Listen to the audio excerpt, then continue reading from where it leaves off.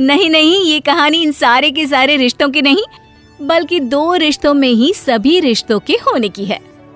अरे बहू, मेरे और तेरे ससुर जी की रोटी मत बनाना, मैं बना लूंगी, दिन तक ठंडी हो जाती है। बहू जो कि एक वर्किंग लेडी थी। नहीं नहीं माँ जी, मैं अच्छे से कपड़े में लपेट देती हूँ ना, आप क्यों मेहनत करेंगी, माइक्रोवेव में गर्म कर लेना। अरे नहीं बहू, मेहनत मत कर, वैसे भी ऑफिस में कम मेहनत होती है क्या, जा रहने दे। लेकिन बहू मानती नहीं, वो सास ससुर की रोटी बना कर ही जाती है। दोपहर में खाने के वक्त ससुर जी कहते हैं, अरे बहू को रोटी बनाने के लिए क्यों मना कर दिया, क्या हो गया, ठंडा ही तो खाते आए हम लोग हमेशा से। अरे वो क्या है ना, सुबह ऑफिस जाती है, घर का सारा काम करने में वक्त लग जाता है, अरे थकती है वो अलग, तो मैंने सोचा बहाने से ही थोड़ा कम काम करवाऊं। ससुर मुस्कुरा रहे होते हैं। ये तो अच्छा है, बहू को समझना जरूरी है। वक्त बीत रहा था, घर में सब खुश थे कि एक दिन, माँ जी आप शाम को थोड़ा टहलने निकला करें, घर पर रह रहकर हड्डियां जाम होती है, पापा को भी ले जाया करिए, मैं वक्त पर तो आ जाती हूँ। बहू ठीक 5 बजे ऑफिस से घर आ जाती है, फिर चाय नाश्ता बनाकर सास ससुर के साथ बैठती, उन लोगों को सारा दिन का हाल बताती। रात को पति घर आता है। क्या बात है बेटा, ऑफिस से आकर कभी हम लोगों के साथ भी बैठा कर। अरे माँ, दिन रात काम करके मन ही नहीं करता, अगले दिन की फिर तैयारी होती है, आप और पापा ही कमरे में आ जाओ। इससे अच्छी तो बहू है, कितना भी थकी रहे, घर आकर हम लोगों के लिए चाय नाश्ता बनाना, फिर बातें करना। बहू ना होती तो हम बुढ़ा बुढ़िया तो बैठे ही रह जाते। सास और ससुर अब बहू के कहने पर शाम की सैर पर निकलने लगते हैं। सास की कई सहेलियां बनती है तो ससुर को भी कुछ बुजुर्ग लोगों का ग्रुप मिल जाता है। कैसा रहा सहेलियों के साथ शाम का वक्त? हम लोगों ने तो भाई खूब योगा किया। अरे हम लोगों को गप्पों से फुर्सत ही नहीं होती। वैसे मिसेस मल्होत्रा आज बहू के बारे में कुछ बोल रही थी। तभी वहाँ ऑफिस से बहू आ जाती है जो जींस और टॉप में होती है। क्या बात है माँ, क्या कह रही थी आपकी सहेली आपकी बहू के लिए? सास इस बार बहू को कुछ अलग तरीके से देखती है और उल्टा सवाल ही दाग देती है। क्या कह रही थी वो हटा, ये बता, तेरे ऑफिस में तो मर्द भी काम करते होंगे ना? बहू जो अब तक मजाक कर रही थी वो सीरियस हो जाती है। मर्द होंगे नहीं माँ जी, मर्द ही ज्यादा है, हम 5 ही लड़कियां हैं ऑफिस में। अरे तो अच्छा लगता है क्या ऐसे कपड़े पहनती हो? कल से तुम ना साड़ी पहनकर ऑफिस जाना, और हाँ, शाम का नाश्ता थोड़ा जल्दी बनाया करो, नाश्ता बनाकर बाद में ही ऑफिस के कपड़े चेंज करने जाना। बहू को समझ में नहीं आता कि सास को हो क्या क्या है, लेकिन वो कुछ नहीं कहती, सीधे किचन में जाकर चाय नाश्ता बनाती है और सास ससुर को दे देती है। अगले रोज बहू ऑफिस के लिए तैयार होती है तो खूब सुंदर सी साड़ी पहनती है और ऑफिस के लिए निकलने से पहले सास और ससुर के पैर छूती है और निकल जाती है। क्या बात है, आज मेधा के ऑफिस में लग रहा है कोई फंक्शन है। अच्छा, पता नहीं, मुझे तो बताया नहीं, वैसे तो सारी बात करती रहती है।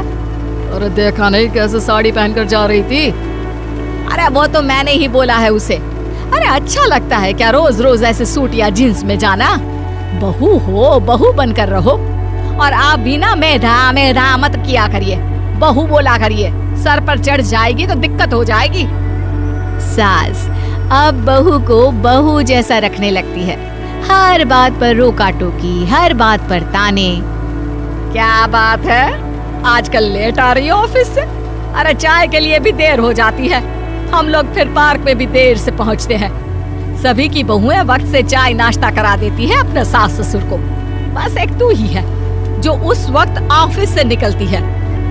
माँ जी, वो एक रास्ता पुलिस वालों ने न जाने क्यों बंद कर रखा है, जिसके कारण ट्रैफिक ज्यादा हो जाता है।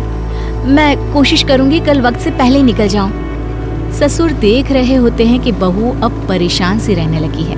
एक रोज, मेधा, बेटी मेधा। जी पिताजी। बेटा देख जरा कौन सी टी शर्ट अच्छी लग रही है। वो क्या है ना, शाम को सब बदल बदल कर टी शर्ट पहनते हैं, मैं भी सोच रहा हूँ कि आज कुछ अच्छा सा पहन कर जाऊं। हाँ पिताजी, ये सही है, ये लाल वाली ना बहुत जचेगी आप पर।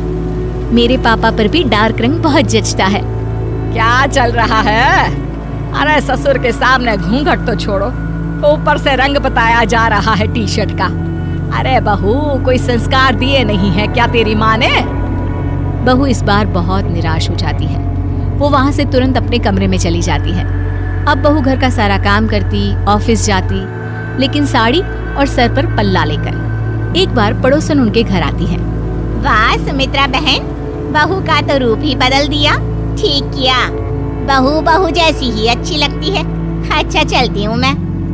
पड़ोसन के जाने के बाद सास बड़ी अकड़ के साथ कहती है, देखा मेरा कमाल, कैसे मैंने मेधा बहू को कंट्रोल में कर लिया।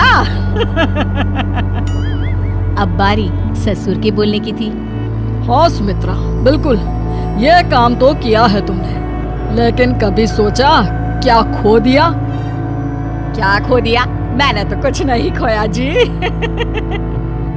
खोया है, पहले बहू जब ऑफिस जाती तुम्हारे पैर छूकर तुम्हें गले लगाती, लेकिन अब सिर्फ पैर छूती है।